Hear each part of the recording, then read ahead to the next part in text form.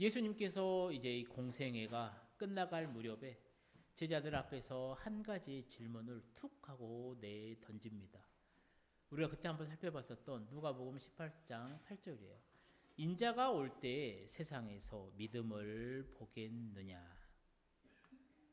인자가 올 때 세상에서 믿음을 보겠느냐라는 거예요. 이게 불의한 재판관에게 끈질기게 간청을 하는 이 과부 이야기를 통해서요. 제자들도 끊임없이 인내하면서 기도해야 된다라는 말씀을 하시는 중에 예수님께서 툭 하고 내뱉는 말씀이었습니다. 인자가 올 때 세상에서 믿음을 보겠느냐. 그리고 이 말씀의 진짜 의미는 무엇입니까? 인자가 올 때 하나님과의 그 친밀한 관계 속에서 하나님을 정말로 내 삶의 주인으로 삼고 하나님의 말씀대로 그 뜻대로 행하며 사는 그 사람을 야, 너희는 볼 수 있겠느냐? 아니, 예수님께서 내가 볼 수 있겠느냐라고 말씀하는 겁니다. 사랑하는 성도님들, 오늘 예수님께서 툭 내뱉으신 이 질문에 대해서 여러분은 어떻게 생각하십니까? 인자가 올 때, 세상 마지막 때, 내가 다시 올 때, 내가 그런 사람을 볼 수 있을까? 여러분의 대답은 무엇입니까? 첫 번째는 글쎄요 겁니다.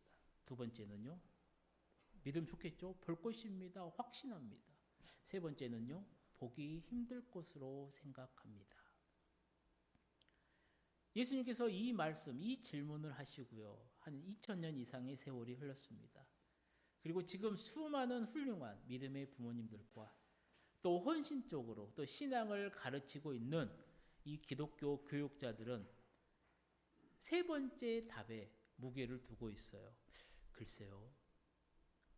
보기가 힘들 거라는 것이죠. 왜냐하면 실제로 이 신앙 교육이 참 힘들다라는 거예요. 그게 현실이라는 겁니다. 이런 어려운 신앙의 환경 가운데서요, 우리는 5월 가정의 날을 맞았습니다. 또 오늘은 어린이 주일을 맞아 자녀의 신앙 교육에 대해서 또 한번 생각을 해보게 됩니다. 사랑하는 성도님들, 이 어린이 주일은요, 교회료가 아닙니다. 교회의 절기가 아니에요. 교회의 절기는 제가 지난번에 말씀드렸던 것처럼 6가지예요. 교회의 절기는 정확하게 성삼위 하나님과 연결이 됩니다. 그래서 그 6가지가 무엇이냐면 대림절이에요. 그리고 대림절에서 성탄절을 가죠. 그리고 주님이 현생하셨으니까 주연절입니다. 그리고 사순절이 오고요. 그리고 부활절이 옵니다. 그리고 50일이 지나서 성령 강림절이 와요. 그리고 교회의 절기는 다시 대림절로 갑니다. 그리고 성탄절이 가고요. 또 주연절이 오고요. 사순절이 오고요. 부활절이 오고요. 성령 강림절, 이 6가지 절기가 쭉 돌아와요.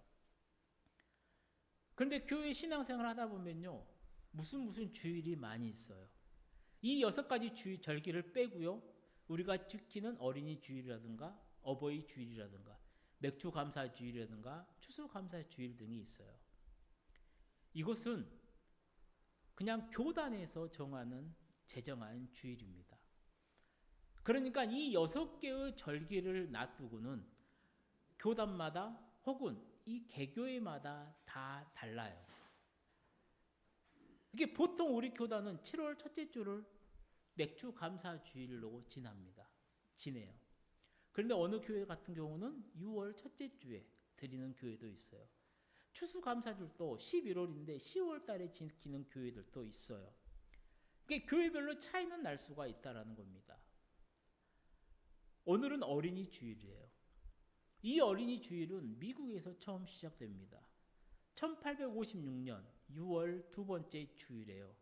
처음 감리교회에서요. 어느 한 감리교회에서 어느 목사님께서, 레오날드라고 하는 이 목사님께서요, 처음으로 이 어린이 주일을 지켜요.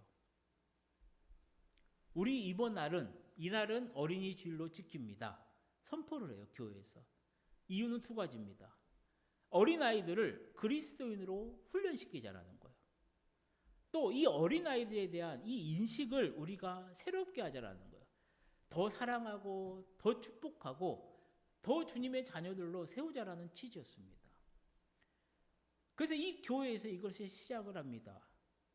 그리고 나서 이게 참 좋다라고 생각이 되어지는 것이죠. 그래서 이게 확산이 되는 겁니다. 그래서 미국 전역이 되고요. 우리나라는 어떻게 돼요? 그것을 그대로 받아들입니다.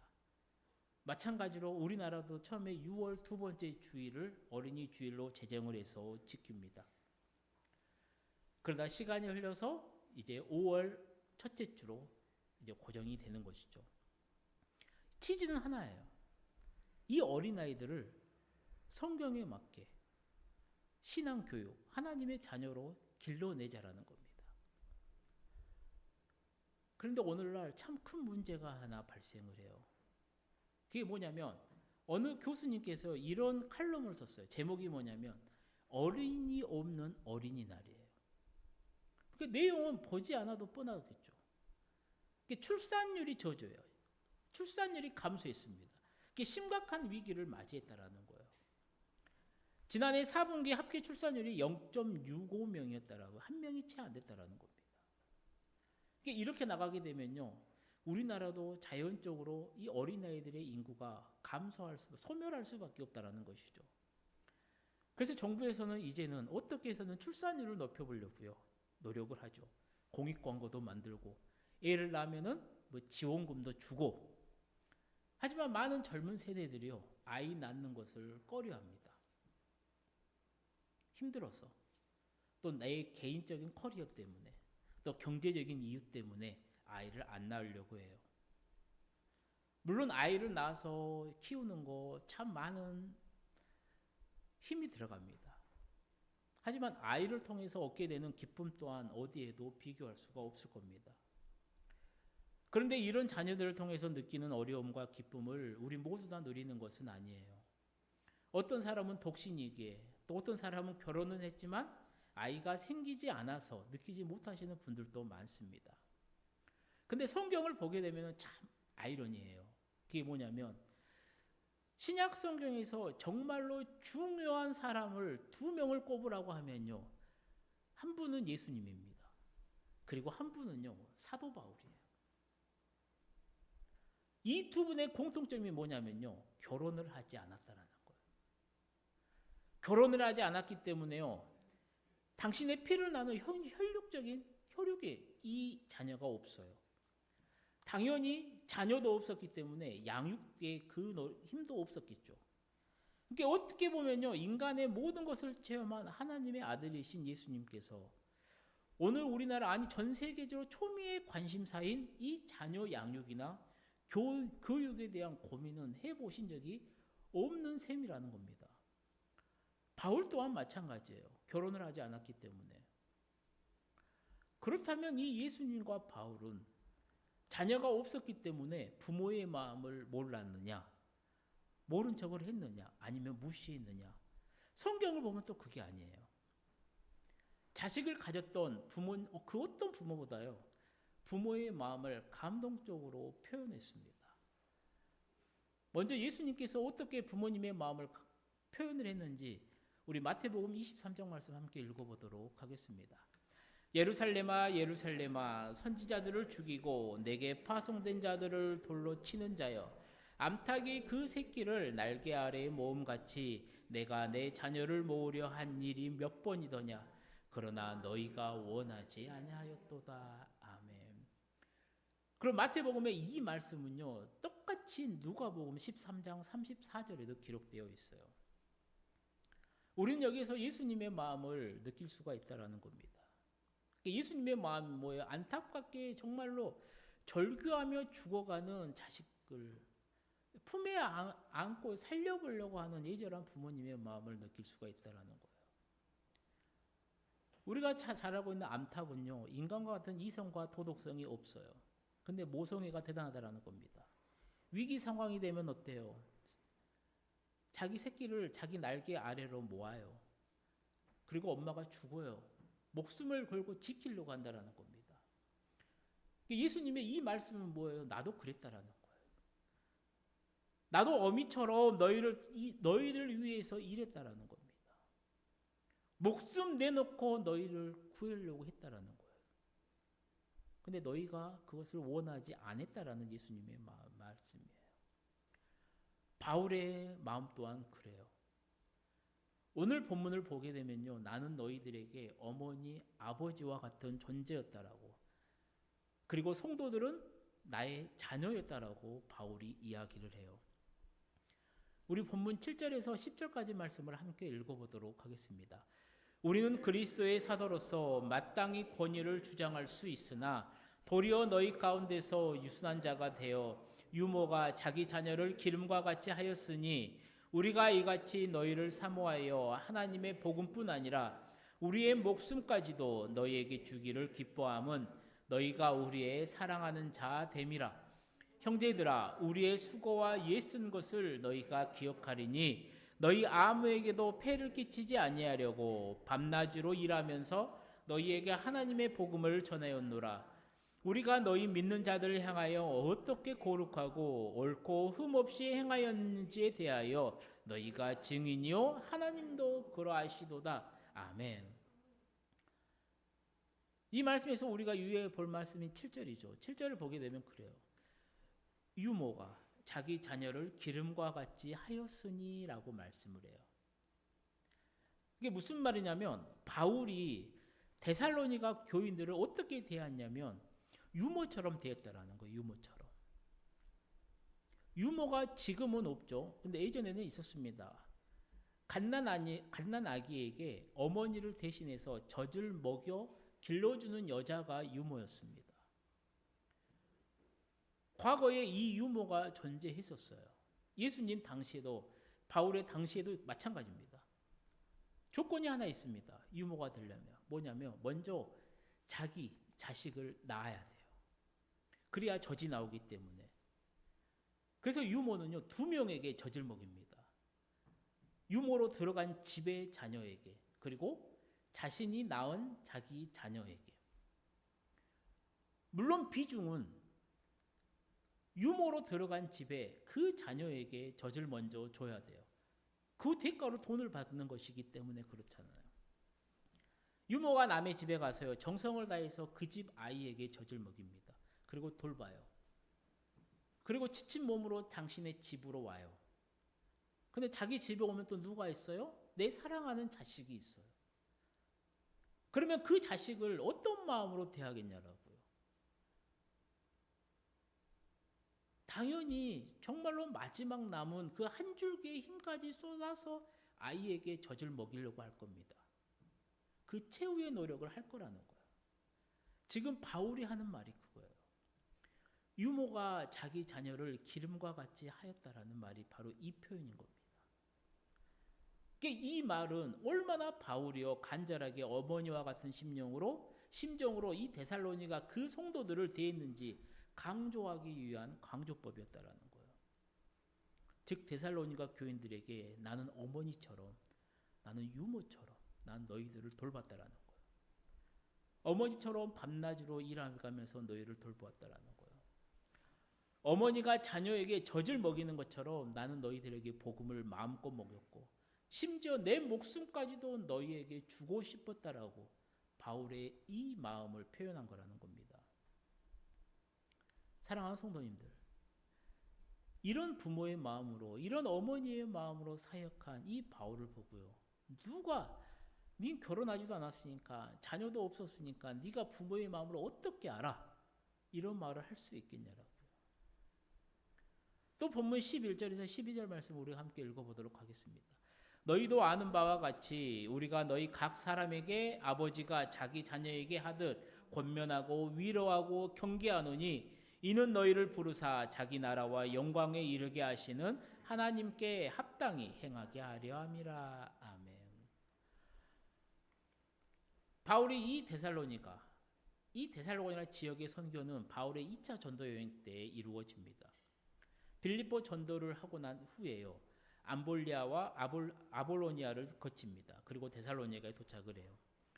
그리고 바울의 이 전도 방식, 회당에 들어가요. 3주 동안요 유대인을 대상으로 전도하기 시작해요. 그리고 그 결과가 어떻게 돼요? 전도가 성공을 해요. 그러니까 이 유대인들이 불안해요. 폭동이 일어납니다. 바울을 잡아야겠다라고. 근데 그 지역에 있었던 유대인들, 바울의 복음을 들었던, 그래서 다시 회심한 이 유대인들이요 바울을 베레아로 보내버려요. 바울을 구하고자. 그래서 바울이요 베레아 아덴을 거쳐서 고린도로 오게 됩니다. 그때 디모데가 바울을 찾아와요. 그래서 뭐를 가지고 오냐면 이 데살로니가 지역 교회 그 성도들의 소식을 가지고 옵니다. 그래서 그 소식을 듣고 바울이 참 좋아요. 그래서 그들을 칭찬하기 위해, 그들을 권면하기 위해 편지를 씁니다. 그 편지가 우리가 보고 있는 이 데살로니가 전서예요. 주후 51년, 52년경이었고요. 바울의 첫 번째 서신입니다. 그러면서 바울이 이 서신에서 그렇게 말을 해요. 내가 데살로니가에서 전도할 때 정말로 너희들을 위해서 아버지와 어머니의 마음으로 사역했다라고 이야기를 하는 겁니다. 그게 11절에 나오잖아요. 아버지가 자기 자녀에게 하듯 권면하고 위로하고 경계한다. 이게 아버지처럼 권면했다라는 거예요. 아버지처럼 위로했다라는 거예요. 아버지처럼 경계했다라는 거예요. 그리고 바울이 이렇게 한 이유는 딱 하나입니다. 성도들이 하나님의 나라의 그 시민답게 바르게 살아가도록 하기 위함이었다라는 거예요. 사랑하는 성도님들, 자식을 잘 키운 경험이 많은 아버지도요, 자기 자식이 아니라 타인의 아버지가 되는 것은 쉬운 일이 아닐 겁니다. 근데 바울은 오늘 그 일을 자신이 했다라고 해요. 아버지가 자식이 잘 되라고 잔소리도 합니다. 위로도 해요. 격려도 합니다. 꾸짖기도 해요. 어쩔 때는 매를 들기도 하죠. 하지만 그런 모든 것들은 다 아버지가 자식이 잘 되려고 하는 사랑하는 마음이었다라는 거예요. 바울은 그런 마음으로 너희들을 대했고 성도들을 대했고 성도들을 위해서 시간과 자신의 노력과 자신의 모든 것을 다 쏟아 부었다라는 거예요.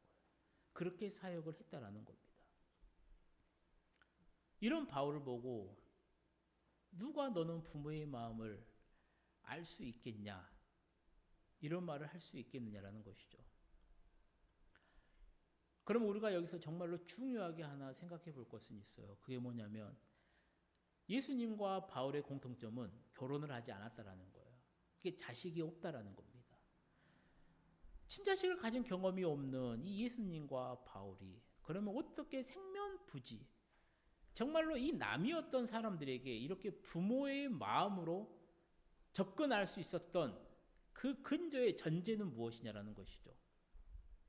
그것은 사람이 누군가의 혈육의 자식이기 이전에 모두 다 하나님의 자녀라고 하는 그 신학적인 잠재의식 때문이에요. 성경에서, 신약 성경에서 자녀를 말을 할 때는요, 그 혈육의 그 범위를 넘어섭니다. 신약 성경에서 말하는 자녀의 개념은 하나님의 자녀라고 하는 개념이 훨씬 많아요. 즉 신약 성경에서 말하는 혈육의 자녀는 내 자녀가 아니라 하나님께서 잠시 나에게 맡겨주신 하나님의 자녀라는 겁니다. 성경은 이것을 우리에게 말을 해요. 근거가 되는 우리 성경 구절 한 3곳만 함께 읽어보도록 하겠습니다. 요한복음 말씀입니다. 영접하는 자, 곧 그 이름을 믿는 자들에게는 하나님의 자녀가 되는 권세를 주셨으니 이는 혈통으로나 육종으로나 사람의 뜻으로 나지 아니하고 오직 하나님께로부터 난 자들이니라. 아멘. 누가복음 18장 말씀이에요. 이르시되 내가 진실로 너희에게 이르노니 하나님의 나라를 위하여 집이나 아내나 형제나 부모나 자녀를 버린 자는 현세의 여러 배를 받고 내세의 영생을 받지 못할 자가 없느니라 하시니라. 아멘. 마태복음 12장 예수님의 말씀이죠.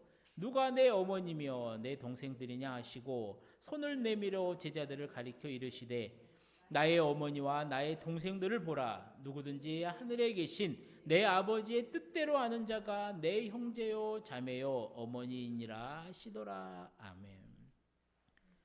이렇게 성경이 말하는 하나님의 자녀라는 개념은요, 우리가 생각하는 개념을 훨씬 넘어섭니다. 그래서 예수님과 바울이 그들이 돌봤던, 그들이 양육했었던 그 모든 성도가 하나님의 자녀라고 하는 그 견고한 믿음을 가지고 있었다는 거예요. 그러니까 그들을 향해서 부모의 마음으로, 아버지의 마음으로, 어머니의 마음으로 그들을 사역하며 양육했었다는 것이죠. 그렇게 보면요, 예수님과 바울의 자녀는 한두 명 자녀를 둔 우리보다 훨씬 많은 자녀를 두었다는 것을 우리는 알 수 있습니다. 그렇다면 하나님의 나라와 하나님의 관점에서 오늘 우리가 해야 될 것은 무엇이냐? 첫 번째는요, 나는 누구의 자녀인가라는 이 물음에 정확한 답을 내려야 한다는 거예요. 저와 여러분은 혈육적으로 누구의 아들, 누구의 딸 이렇게 말할 수 있지만요, 오늘 성경이 말하고자 하는 원하는 답은 그것이 아닙니다. 나는 누구의 자녀인가라는 물음에 나는 하나님의 자녀입니다라고 분명한 대답을 할 수 있기를 축복합니다. 두 번째, 나에게 잠시 맡겨주신 이 하나님의 자녀에게 지금 필요한 것은 무엇인가 하는 겁니다. 사랑하는 자녀에게 어린이 주일이니까, 어린이날이니까 선물을 사줄 수도 있어요. 또 함께 좋은 곳에 가서 재밌는 거 하며 시간을 보낼 수도 있습니다. 그런데 하나님이 원하는, 성경이 추구하는, 우리에게 바라는 더 중요한 것은 무엇이냐면 사랑하는 자녀들의 이 영적인 상태를 점검하는 거예요. 바울이 데살로니가에 있는 이 하나님의 자녀를 영적 점검하면서 편지를 쓴 것처럼요, 부모들은 자식의 자녀들을 지금 내 자녀의 상태가 어딘지를 봐야 돼요. 그냥 그렇게 본질상 진노의 자녀의 상태에 그대로 있는지, 아니면 중생, 회심, 칭의, 성화 이 견인의 은혜를 누리고 있는 하나님의 자녀의 상태에 있는지 관심을 가지면서 그들과 대화를 나누는 일이 필요하다는 겁니다. 그러면서 부모로서 하나님이 나에게 맡겨주신 이 귀한 자녀들을 하나님의 자녀가 되도록 더욱더 힘써야 된다는 것이죠. 세 번째는 뭐냐면요, 혈육의 자녀가 없다고 주눅들지 말라는 거예요. 예수님과 바울도요, 혈육의 자녀는 없었습니다. 그렇다고 부모가 되지 못한 것도 아니라는 거예요. 누구보다 더 아버지, 어머니 역할을 잘했고요. 누구보다 더, 그 누구보다도 많은 하나님 나라의 자녀들을 두었다라는 겁니다. 그러니 예수님과 바울처럼요, 하나님의 이 자녀, 그 자녀들의 그 양육에 힘쓰시기를 바랍니다. 그럴 때 우리를 보고요, 그들은 영적 아버지, 영적 어머니라고 부르게 될 거라는 겁니다. 이제 말씀을 마치려고 해요. 사랑하는 성도님들, 우리 모든 성도는 하나님의 자녀임과 동시에 영적인 부모들입니다. 오늘 말씀 잘 붙드셨어요. 이 두 가지 역할을 잘 해내시는 우리 모든 성도님들 되시기를 주님의 이름으로 축원드립니다. 기도하시겠습니다. 사랑의 하나님 아버지, 오늘 어린이 주일을 맞아 하나님께 예배드릴 수 있게 하심에 감사를 드립니다. 사랑하는 우리 자녀들이 하나님의 자녀로서 하나님의 보호 아래 기쁘고 행복하게 잘 살아가며 올바르게 성장할 수 있도록 주님 인도하여 주옵소서. 그리고 우리 모두도 사랑하는 우리 자녀들을 하나님의 시선으로 바라봄으로 더욱 사랑하고